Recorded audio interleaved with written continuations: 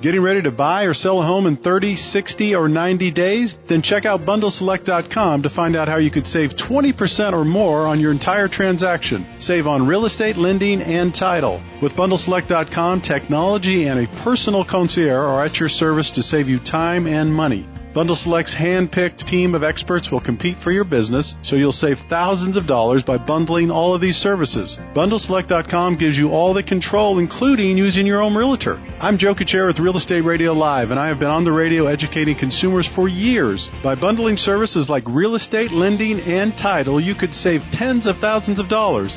Act now, and this new model could save you money on your move, lower your interest rate, or cover your closing costs. Visit BundleSelect.com. That's BundleSelect.com. The estimated minimum savings are based on a comparison with the national average. Individual results may vary, and the estimated savings are not guaranteed. Bundle Select Inc. is a licensed real estate broker. California Bureau of Real Estate Broker license number 004666902. Welcome to Real Estate Radio Live, an informative and engaging podcast discussing everything you need to know about the world of real estate. Your host, Joe Kuchera, provides you with insight and guidance on how to buy, sell, finance, and invest in real estate. He also offers real estate tax management strategies, new construction advice, home improvement tips, and much, much more. And now, to guide you around the world of real estate, here's your host and Real Estate Radio Live team leader, Joe Kuchera. Welcome in, Joe Kuchera with Real Estate Radio Live. Thank you again for watching the show and following us on Facebook as we continue the live feed here. Before we get started and get into our conversation today with Jack Russo, as we try to do every week, going to be part 6. Just a reminder, a couple different things. You can get more information by going to RERL-1485-Starting and download the podcast. That's the best thing to do. That way you can follow the show, listen to us at your convenience at any time. Again, it's RERL-1485-Starting. For those that like to go out and hang out in iTunes, you could just type in Real Estate Radio Live in iTunes. You can come up and download the podcast there as well. All right, let me welcome back in Jack Russo. Jack, good to have you back. Thanks, Joe. I discovered today, and your listeners, I was going to say readers, but readers and listeners, who have Teslas, either the Tesla S or X or 3, you can search on their TuneIn. Oh, you can? For your name or your... Right on the Tesla screen? And then you bring down the podcast. So I was listening to look at that. your podcast for Mr. Rossi. Yeah. And I was listening to that as I drove from Palo Alto, which unfortunately took longer than expected, but that's the way congestion is. Silicon Valley. And I thought to myself, it's kind of an interesting segue from his particular podcast discussion with you about real estate problems and litigation and controversy, because everything that we're going to talk about today in terms of documenting the initial financing is to avoid litigation or arbitration or even mediation. You don't want to have to do any of those things. Yeah. Those are just added transaction costs. You want to avoid that from happening. Absolutely. No, that's a perfect segue. Well, before we jump in and get started, why don't you, if you could remind our listeners and our viewers and those that are listening to the podcast later, quickly, your firm, a little bit about your firm and the areas of expertise in which you guys practice. Okay, so I've been in Silicon Valley for over 35 years. It's soon going to be 40. My wife reminds me of that. And I've learned a lot along the way about what works and what doesn't work with respect to litigation avoidance, litigating wisely if you have to, dispute resolution, as well as how to do a startup to stay out of litigation and to start up a company wisely.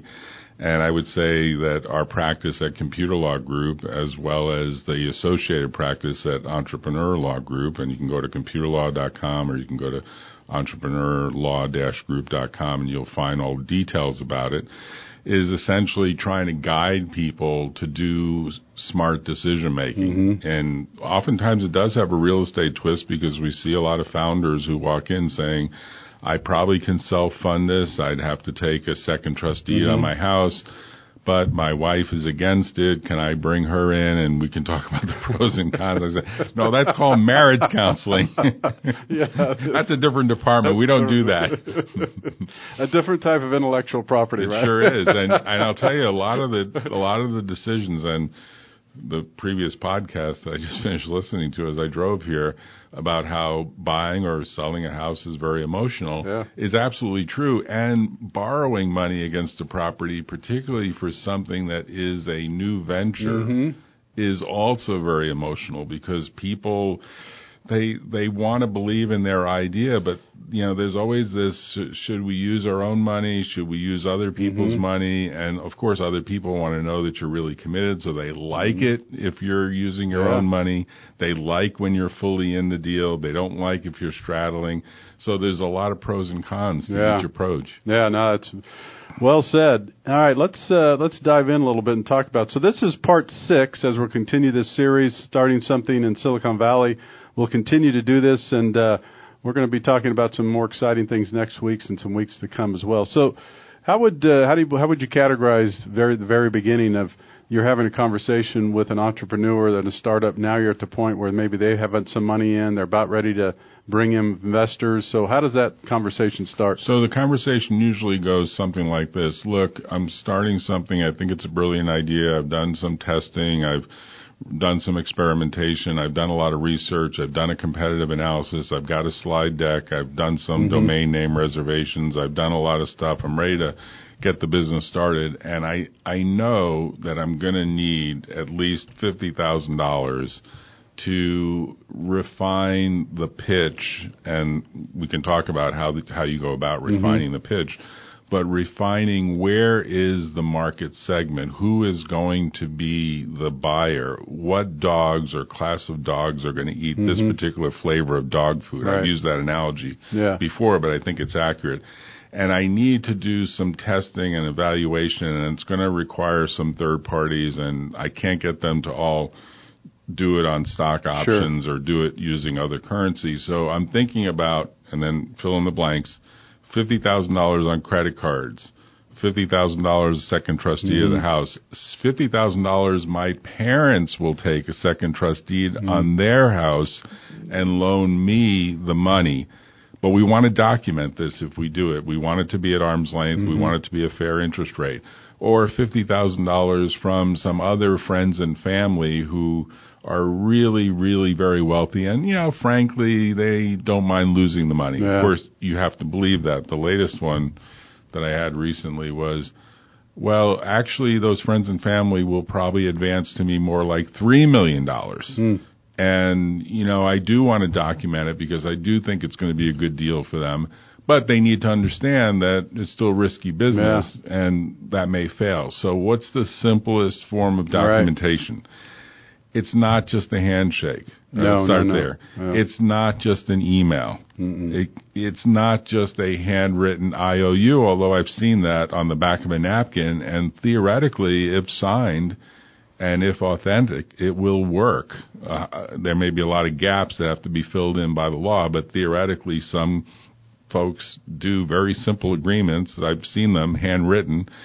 And then they come in saying, I did this agreement, but we never really answered how long the loan would be for, what the interest rate would be, what's the law going to do with that? Well, that's not what you want to have happen, because that's like a nightmare if it goes to litigation. Well, we could get rid of that myth right away. I mean, I don't care. I know people still talk about whatever happened to good old handshake, but that goes out the window when it comes to something like this. Even with parents. Best intentions, right? Forget it. I have to tell you, even with parents, I mean, knock on wood, it's not happened to me yet, Mom. No, seriously, even with parents, particularly if there are siblings, particularly if there may be grandkids and others, where it's like, well, you took a bunch of money and now Susie and her kids, my grandkids, need some money and you need to pay that back. And I thought you were going to do it a lot faster. You're much better off writing, even if it's a one-pager. And, of course, there are a lot of forms. And when I say to people who can't afford a lawyer, the Internet has really demystified a lot of this stuff. So you can go on places like NoloPress, NOLOPRESS.com. Obviously, the LegalZooms of the world and lots of other places that will sell you forms. There are lots of free forms. There's lots of subscription sites. A lot of that stuff tends to be relatively simple and often junk, But I would say oftentimes junk is worth more than total junk. Yeah, right? I mean, junk is worth better than nothing, right? Or a handshake. I mean, for people who can't afford it, right. You're better off driving a car that still runs, even though it may be, a junker, than hitchhiking. Right. Right? But a handshake is a little bit like hitchhiking. You know, probably if you do it too often, it's probably going to result in some disaster, right? Yeah, so we have the agreement, so you come to terms, you have an idea, you get thinking about raising money, you have mom, dad, you have your own money, you have equity, maybe against some liens. So then you start talking about what type of documents, right? What type of documents are the best to kind of secure in this nature? Right. So now here's the first rule of thumb. If you can avoid signing personally, you sign that loan on behalf of the LLC or the corporation. Now, you might say, well, wait a minute, Jack. You just finished saying that you're going to get the money from mom or dad or grandpa or grandma or family or friends. I'm not going to feel good saying to them, well, the entity that took the loan was actually a limited liability company that failed, so it can't pay you back.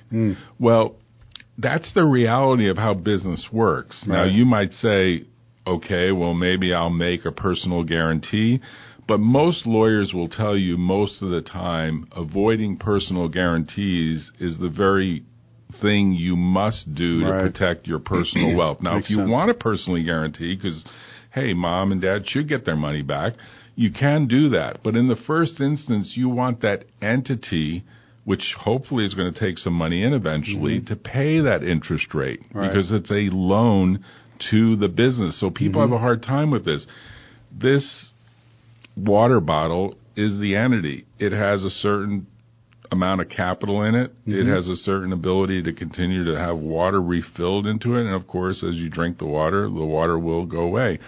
What's in my pocket is my personal wallet. It's not part of that limited liability company or that corporation. My wallet, people laugh when I pull it out because it's so thick, proving I'm not a millennial. Well, my wallet is really a separate and totally distinct, separate entity. That's called personal wealth. Now, you might decide to spend or give away all your personal wealth and your wallet's a lot thinner. That's fine. But your entity is your entity, and your entity is now doing a transaction. Even with mom or dad, you should document it with a piece of paper. In the simplest version, it would be a loan agreement. In the more complicated version, it would be a convertible loan agreement, which means it can convert into equity at a certain place. Now, the world has simplified some of this because now there's a new form of agreement that's called a SAFE, sometimes also called a SAFE agreement, which means Simple Agreement for Future Equity. Now, what was that innovation? A lawyer working for Y Combinator, one of the incubators that's out there, and there are now dozens of them, maybe hundreds of them, maybe thousands worldwide, said, even the loan paperwork scares people. They're not really looking to loan money to this little bottle of water, this little entity. They really are looking to the future equity. So why don't we just write that? Why don't we just say effectively that money is coming in as essentially a prepayment for what is believed to be a new round of financing. So the SAFE agreement, which a lot of people don't fully understand yet because, knock on wood, there haven't been many or any, to my knowledge, reported cases, and some of your viewers can correct me on this, but to date, at least in my look through the California cases, we haven't yet seen a reported case that said someone committed some tortious misrepresentation with that SAFE agreement. See, the SAFE agreement is actually a whole new category. It's, look, you're not really loaning money. You're advancing a deposit towards an equity purchase. And by the way, if that bottle gets emptied out and the company folds, there's really no equity that can be issued to you that's worth anything. So it's like a write-off from a loan point of view. But the difference, and this is the part that often people who sign these SAFE agreements don't fully appreciate, at least in my view, and someone will correct me on this, is if you had a loan agreement, you would be entitled to take a co-ownership of the assets that are left over if you have some IP rights left over. Interesting. If you have a safe agreement, it's almost like the founders can walk away with those assets and say, well, we never got to the point of actually getting equity issued, so your deposit evaporated. Now, my view, and this is really an advanced part of the discussion, is down the road a court will likely say, look, if the impression that was given to that particular lender or that particular investor was they were getting some sort of protection by the assets that were accruing in that vessel, they're going to be treated like a lender. They're not going to be treated like, oh, well, you had a future opportunity to buy into equity that never happened. You effectively paid for an option to maybe get that. Well, that's a pretty expensive option if you then think about it. Sure is. So that's why there's this sort of uncertainty about safe agreements. But by and large, millennials and lots of other founders are using safe agreements because they're simple, they're easy to read, they're easy to understand. And most people probably do think, look, if the venture fails, everyone's going to walk away, and, there's probably nothing left to fight about. What are the domain names worth? What are the jingles worth? What are the trademarks worth? Maybe there is even a patent application pending, but who wants to put more money into that? That becomes kind of the back and forth on it. And so this stuff gets, simplified over time, but it also can become more sophisticated because you could have a safe agreement that also has a side addendum that says, well, if there are assets, we would like those assets to first go to the safe investors before the founder gets any of it, as a way to say to the founder, we want you to be saddled with making the business a success. We don't want to see the possible opportunistic conduct that could happen after you raise $1 million with safe agreements, and then you walk away and say, well, sorry, that venture didn't work. How long have these safe agreements been being used, roughly? So I want to say Y Combinator innovated this about 4 or 5 years ago, but they were not instantly adopted. They became, as Y Combinator, which I think has been around now for more than 4 or 5 years. More acceptable recently? Yeah, what happened is people started to see that Y Combinator was picking some good horses. They were smelling some good dog food. They were choosing some good founding teams.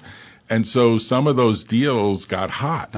And so Y Combinator wisely said, look, we're not going to spend a lot of money on legal here. We like legal, and they're good people, and we like lawyers, but we've got these forms, and we can drill them through DocuSign and EchoSign and other e-signature programs, and we can get deals done very quickly this way. So they started pushing, and so you saw more of the legal community say, well, if it's good enough for them, well, why don't people use them? Because it's certainly a much more simplistic way. Now, we don't know what all the fallout would be because, of course, unfortunately, 85% or more of these ventures fail. I mean, if you're doing 25% that succeed, I think you're way, way ahead of most other people's metrics. Yeah, that's really good. So that means some percentage are going to probably hit the fan of, well, what happened here? And what happened to the assets? And what did my safe agreement buy? Why don't I get a share of whatever the residual intellectual property might be worth? We're going to see that probably play out over the next 5 years or more. Okay. All right, here's what we're going to do. We're going to take a quick break. We're going to come back today. It is part 6 with Jack Russo talking about starting something in Silicon Valley. We're talking about the agreements, what type of agreements to use in these ventures. And when we come back, we're going to talk more specifically about those, how to raise money, who do you get it from, and then actually, maybe a little bit about some valuations. Yeah, okay. How do you come up with those? All right, stay with us. It's a black art. Yeah, it is. Those on Facebook, stay with us. We're going to take a minute break or so, and we'll be back with you in just a minute or so. For more information on today's program, visit RERadiolive.com. That's RERadiolive.com.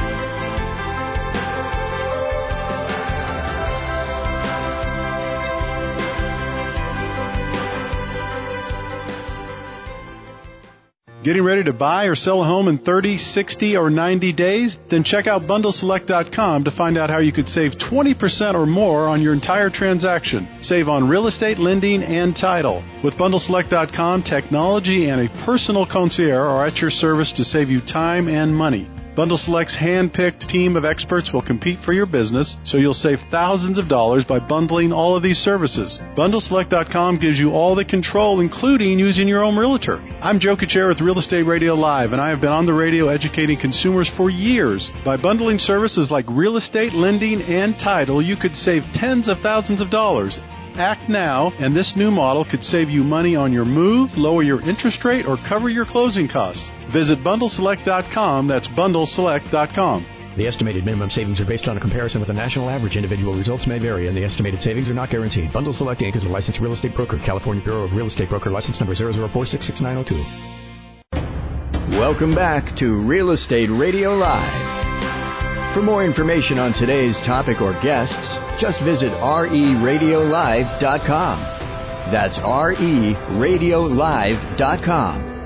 Again, your host for today's edition of Real Estate Radio Live, Joe Kuchera. Welcome back in. Joe Kuchera with Real Estate Radio Live. We're continuing the series here. This is part 6 with Jack Russo and starting something in Silicon Valley.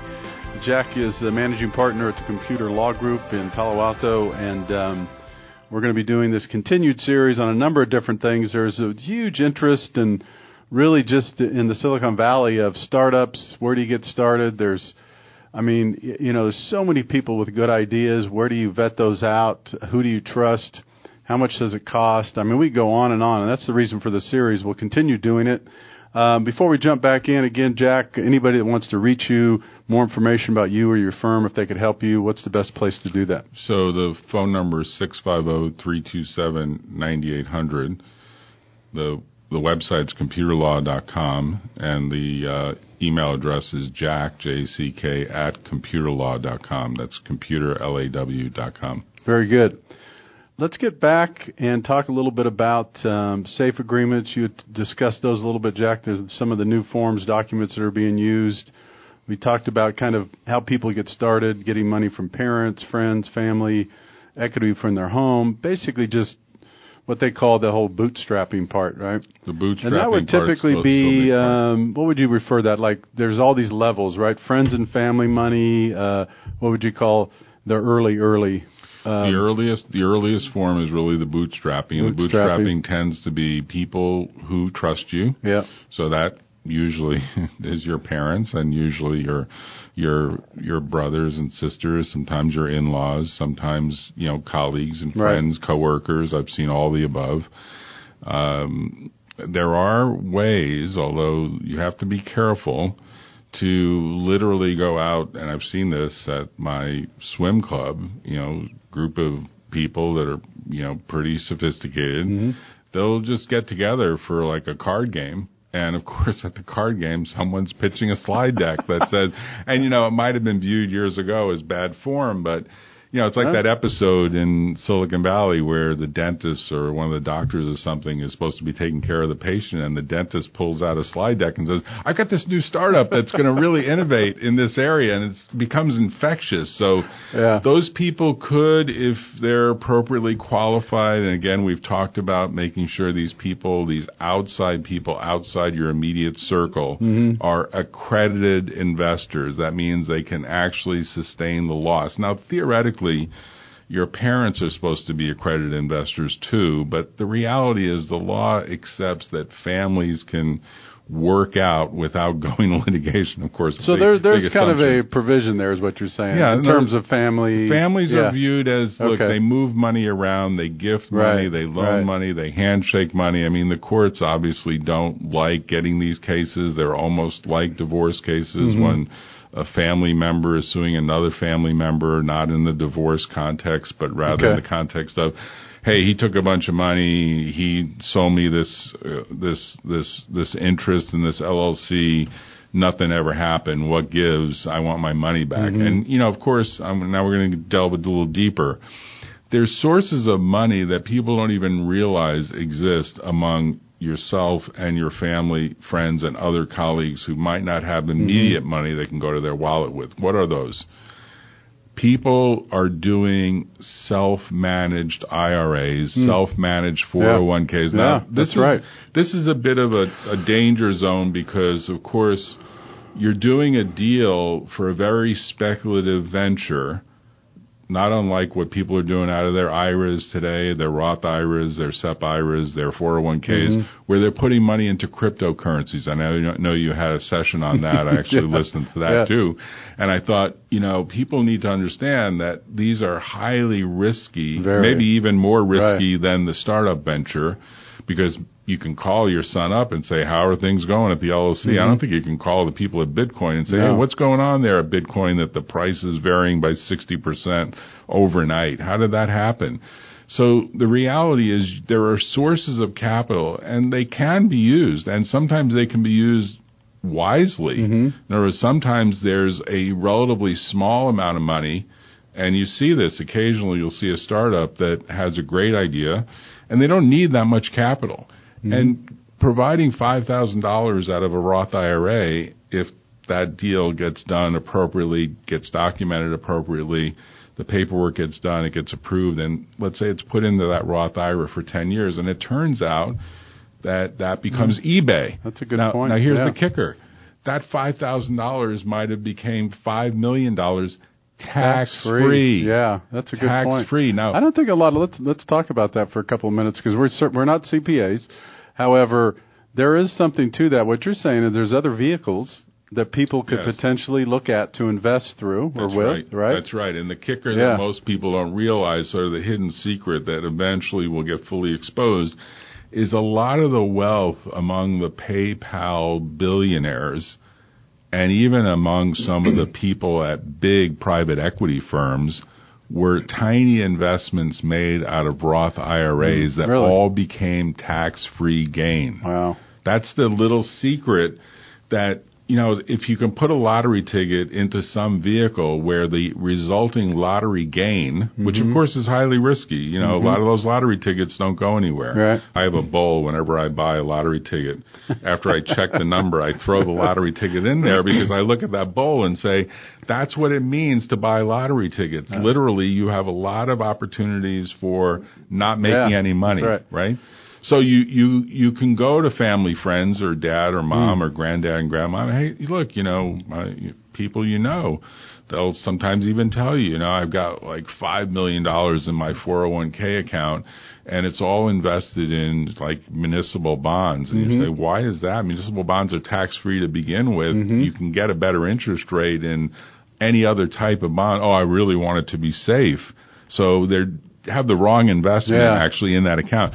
So they might say, and there are definitely people who will say, I want an alternative investment with some risk, and I'm looking for startups. And we see this, and I've seen it even in my firm. I've had older people come in and say, if you think there's anything out there that I need to hear about that let me know, because I have a portion of my 401k. It might be $1 million of the $5 million. It might be $100,000.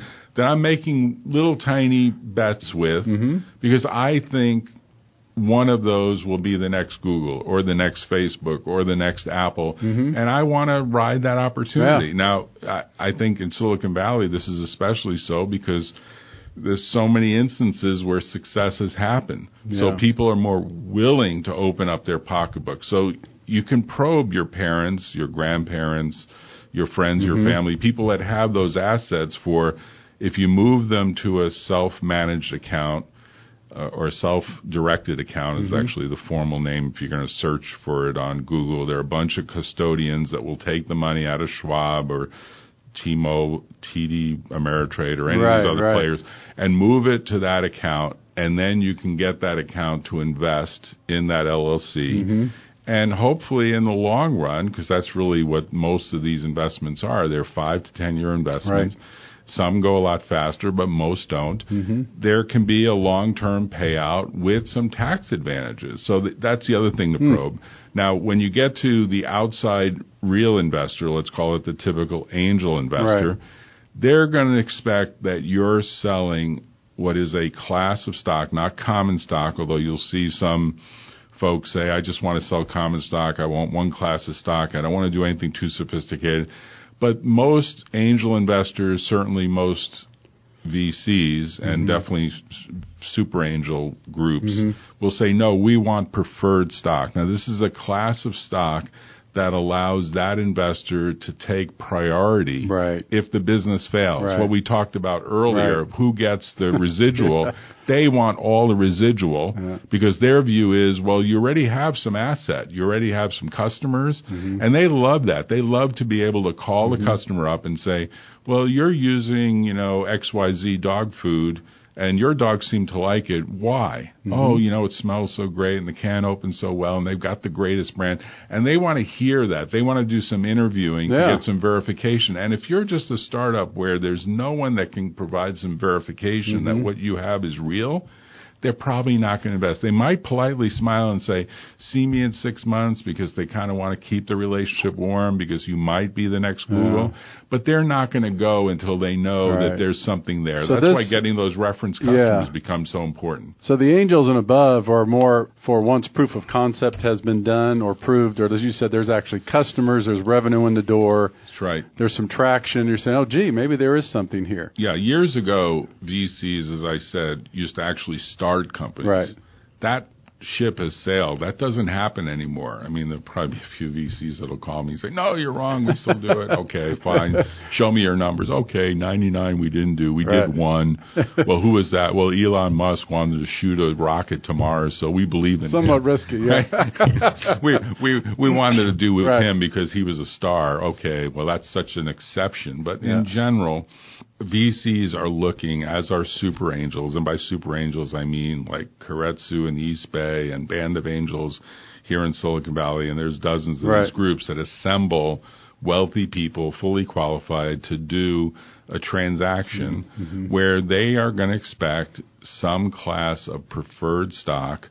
Occasionally they'll do a convertible note into preferred stock where they understand, well, we need to raise $5 million, and you guys are only putting in $500,000, so we'll let you get a convertible note pending our raising the other $4.5 million, and they're just batching money together. That happens, but usually only when there's a business that's ready to be scaled. You've already sold $10 million worth of this. You think you can take it to $100 million in the next year if you just had some TV advertising or if you just had some bigger social marketing program. Right. That's a good point.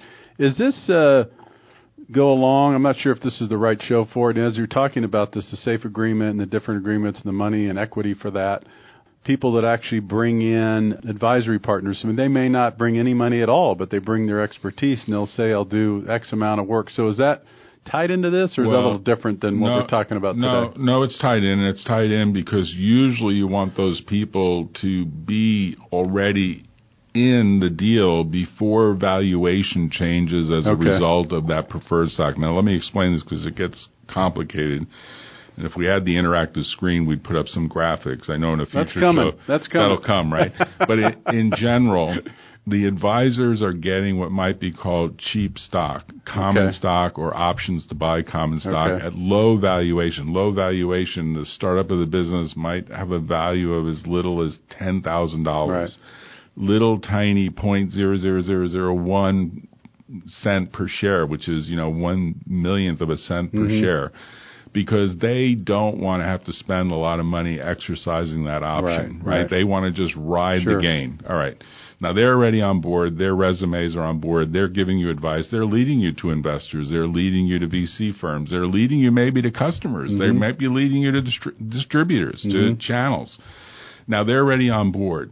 Now, when the company gets to the point that you're raising a major round of capital, any number north of $5 million would be used to be a major round. People will correct me and say, no, it's more like $50 million. I mean, the numbers have all changed in a market that's gotten so frothy. But years ago, $5 million was considered the typical Series A. People will say today it's probably close to like $25 million. At that point, the business is going to get valued based on what will be the post-money value when that money comes in. So let's do a simple math test. If the post-money value of the business will be $100 million after that $5 million comes in, that preferred stock is going to represent 5% of the equity. Simple math. Now, very few VCs, unless it's an amazing company, are going to invest in Series A at that high of a value. More typical Series A, although these numbers have been changing too, is I'll put $5 million in if the post-money value is $15 million, and I want 33%. Why? And the VCs will be up front, or even the super angels. We can't afford to have our talent, which is going to be on your board of directors, spending time unless we have a really big chunk of this company. Right. We can't afford to just have 5% because you're going to raise Series B, Series C, maybe even Series D, and we're going to get diluted with you along the way with all those new raises. So we have to start with a healthy chunk. In fact, I've seen some that come in, and say, we need like 49%. And the founder will say, well, wait a minute, I'm going to lose control of the business almost immediately because there are people out there with options who could decide to give their vote to you. Yeah, right. So you've got to, and this is where our firm is really different than others, and me in particular, because I tend to be in the firm very much is linked to the view that we become philosophically joined at the hip with the founder or the founding team, and we treat money as a commodity. So the negotiation is much more about protecting the team and the founder. That's a good point. So that control can last long enough to make it worthwhile, so that if you give up control, you get paid for it. Yeah. So there are times when someone will say, Joe, I have a lot of respect for you. You're a smart guy. You've got great ideas. You've founded a number of businesses. But we're going public, and we need someone who's a little older than you. Or a little younger than you. That's what really gets upset. Well, that's everybody now. But no, that's a good point, because the other part is someone that's done this before, right? Exactly. And you can't blame them. Well, Steve Jobs was told, hey, we're going to ask you to move over for the CEO There's of a perfect example. Pepsi-Cola. And I'm sure at some point said, like, sugared water? Is that what we're talking about? That guy knows how to brand a company. We're going to make him CEO because he's going to take us to the races. Yeah. And, there was a story there. He eventually kicked Steve Jobs out of the company. Right. So, there's lots of interesting stories in Silicon Valley about how this can go wrong. And, of course, Jobs came back, which was a major, resurrection. Incredible story. It's a great story, but it happens to even great companies. Yeah, very good. All right, we're going to wrap things up.